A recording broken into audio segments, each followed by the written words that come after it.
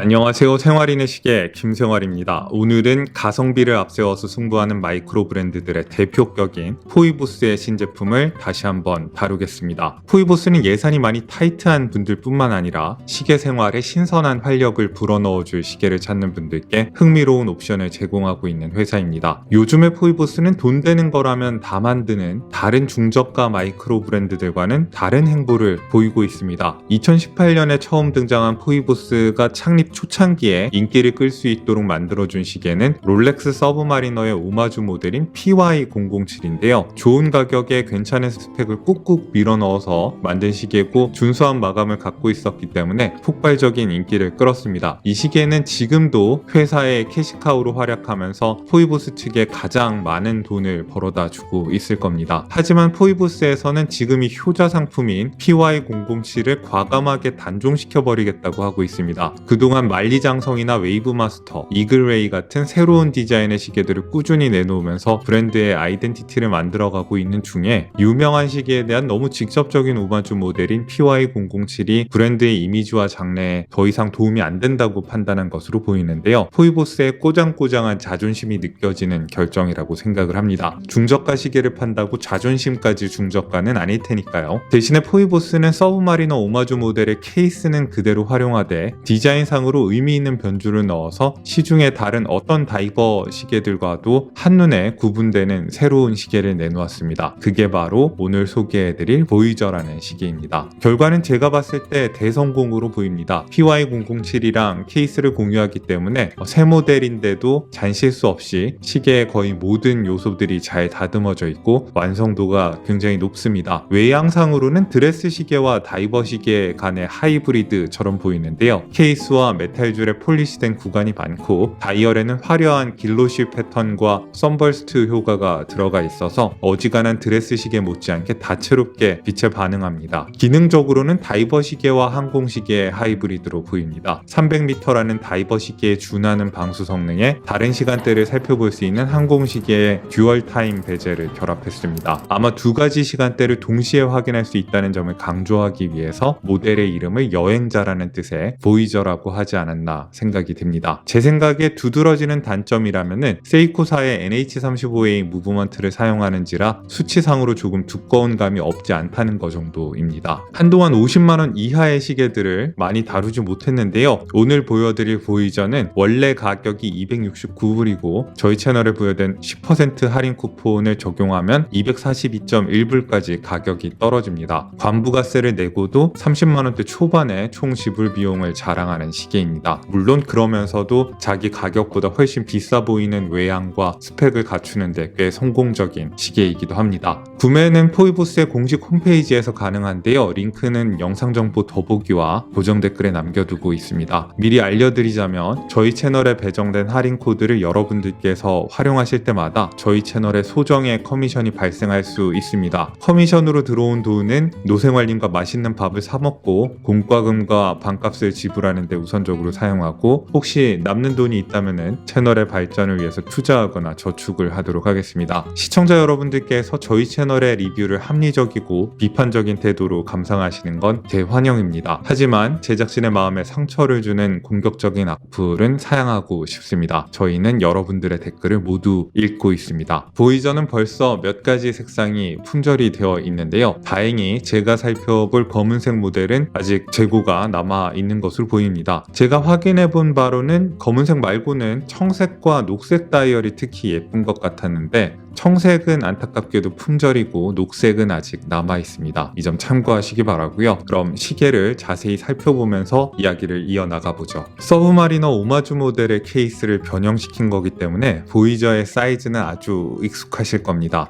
케이스의 직경은 40mm이고 러그 끝에서 끝까지의 길이는 45.8mm로 나름대로 컴팩트합니다. 300m의 방수 성능을 자랑하고요. 두께는 도명의 시계 유리를 포함해서 14.5mm로 쪽으로 살짝 두꺼운 편에 속합니다. 제 17.8cm 손목 둘레에 맞게 시계줄 길이를 조정했을 때 무게는 브레이슬릿을 포함해서 167.8g이 나옵니다. 다소 두툼하고 묵직한 시계라고 할 수 있습니다. 러그의 폭은 줄질에 아주 친화적인 20mm이고 메탈줄의 너비는 20mm에서 18mm로 줄어들었다가 클래스프 부분에서 다시 21mm로 커집니다. 15.2cm 손목 둘레의 노생활님 손목에 착용한 모습입니다. 러그트러그의 길이가 컴팩트한 편이어서 가는 손목에서도 넘치는 느낌이 전혀 없습니다. 조금은 약해 보일 정도로 가는 손목을 가지고 계시다면 두께가 다소 문제가 될 수도 있겠는데요. 두께도 체감으로는 수치만큼 두껍게 다가오지는 않습니다. 그리고 17.8cm 손목 둘레에 제 손목에 올려본 모습입니다. 제 손목에도 너무 크거나 작은 느낌 없이 잘 감기는 시계입니다. 왜 가장 인기 있는 다이버 시계가 40mm의 케이스 사이즈로 수렴하는가를 잘 말해주는 부분인데 보이저는 거의 모든 손목 사이즈에 잘 어울릴 만한 사이즈의 시계입니다. 케이스는 316의 스테인리스 스틸로 제작이 됐습니다. 정면은 아래로 떨어지는 사틴 브러쉬가 적용이 되어 있고 측면은 다 반짝반짝하게 폴리시를 해놨습니다. 베젤 엣지는 물론이고 크라운 가드랑 용두 엣지까지 다 폴리시가 되어 있습니다. 한 줄이 5조각으로 이루어진 메탈줄은 주빌리도 아니고 비즈 오브 라이스도 아니고 좀 특이하게 생긴 메탈줄인데요.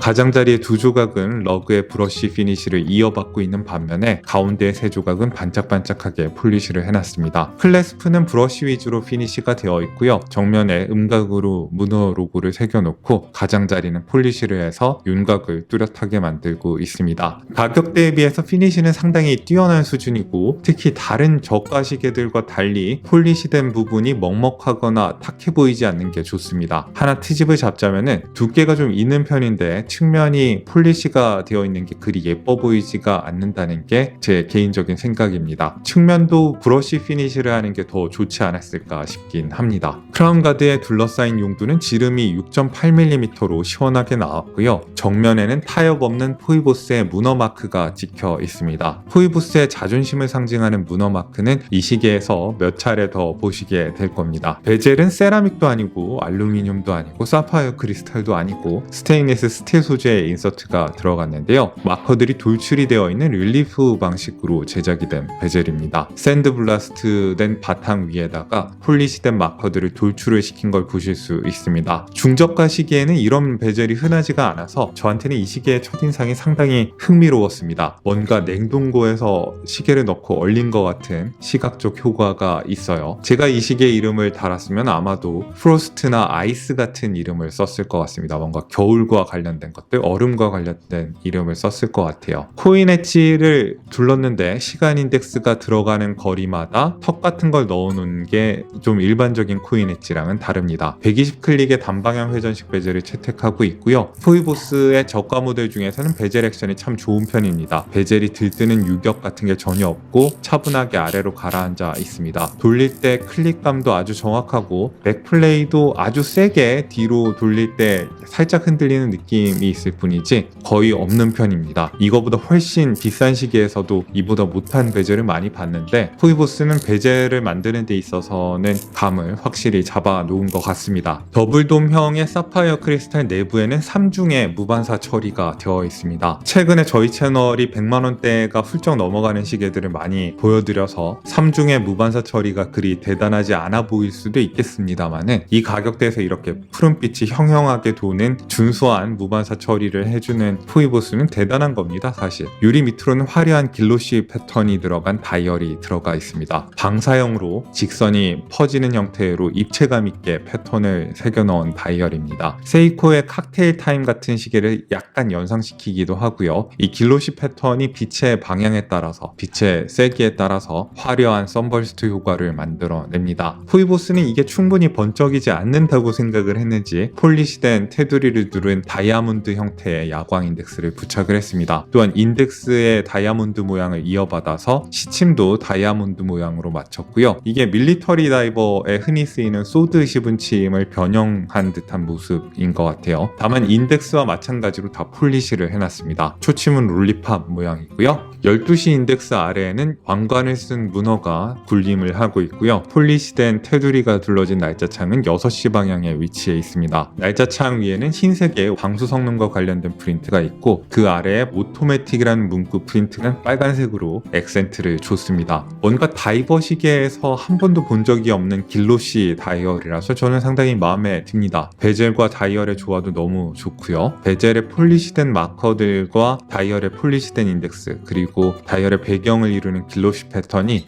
빛을 주면은 같이 반응을 하면서 굉장히 차갑게 번쩍이는 느낌을 주는데 뭔가 겨울왕국에서 찾아온 시계 같은 분위기를 풍깁니다. 불을 꺼보면은 야광은 슈퍼루미노바 BGW9 하늘색 야광도료를 제법 두껍게 적용을 했습니다. 베젤의 60분 마커와 챕터링, 10분 초침, 인덱스에 두루 야광을 적용했습니다. 밝기와 지속력은 이 가격대의 시계치고는 아주 우수합니다. 포이보스는 늘 야광이 괜찮은 편이긴 했지만요. 다만 챕터링의 야광은 좀 아쉽게도 다른 부분보다 조금 빨리 사라지는 감이 없지 않아 있습니다. 하지만은 인덱스와 베젤의 60분 마커, 10분 초침에 있는 야광은 상당히 오래 지속되는 편입니다. 이 시계의 엔진으로 활용되는 NH35A 오토매틱 무브먼트는 고급스러운 느낌은 없어도 파워 리저브가 42시간에 시간당 21,600회의 표준적인 진동수를 가진 무브먼트고 수동 감기와 해킹을 제공하는 무브먼트입니다. 오차도 편차가 있긴 하지만 대개 실오차는 10초 내외를 크게 벗어나진 않습니다. 정비 비용도 싸고요.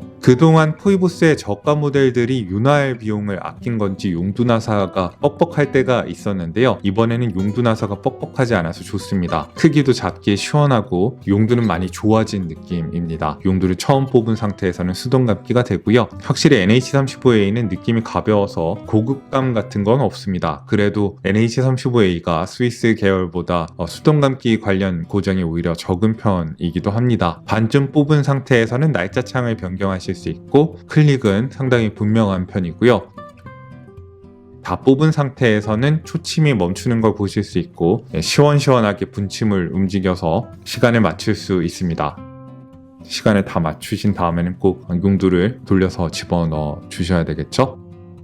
뒷면을 뒤집어 보시면은 스크루인 방식으로 결합이 된 솔리드 케이스백이 장착이 되어 있습니다. 정면에는 다시 한번 포이보스의 문어 로고를 새겨놨습니다. 케이스백은 날카로운 곳이 없이 깨끗하게 잘 다듬어져서 나와서 착용감을 방해하지 않습니다. 메탈줄은 겉보기에는 뭔가 주빌리 같은 느낌이 있지만은 착용감이나 실체감은 주빌리보다는 오이스터에 더 가깝다고 할 수 있습니다. 유격이 없이 잘 짜여 있어서 호불호를 탈 것 같지가 않고요. 또 위아래로는 제법 유연해서 착용감이 좋습니다. 포이보스가 또 한 단계 발전했다고 느껴지는 부분은 지난번 이글레이 스틸 모델과 마찬가지로 메탈줄에 거칠게 잘린 것 같은 구간이나 날카로운 구간이 없다는 점입니다. 계속 이렇게 시계를 잘 만들어준다면 이제 더 이상 포이보스를 작은 회사라고 무시할 수는 없게 되지 않을까 싶습니다. 그동안 이 회사는 저가 모델에서도 메탈줄을 항상 나사를 풀고 조이는 방식으로 길이 조정을 하도록 했는데 이번에는 푸시핀 방식의 길이 조정 방식을 채택을 했습니다. 살짝 다운그레이드 같아서 아쉬운 부분인데 또 푸시핀 방식이 나사보다는 품질 사고가 적게 나는 편이니까 더 좋아하실 분들도 있을 것 같습니다. 이건 돌돌이 같은 쉽게 구할 수 있는 시계줄 조정 도구로 풀 수 있는 거고요. 케이스와 유격이 없는 솔리드 엔드링크가 채택이 되어 있고